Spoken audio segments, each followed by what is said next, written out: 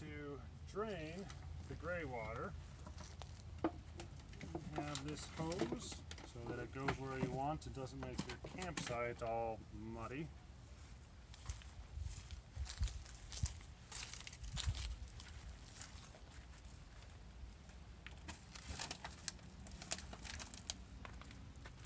And that plugs in underneath here. Doesn't have to go in hard. And there's a valve in there. After you have it in, you can run the hose out to where you want the water to go. And then we have to go back in and open up the valve.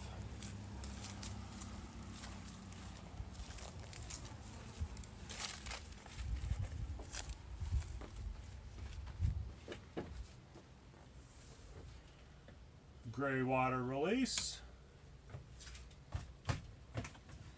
And then unfortunately this one is a little bit tougher to get at.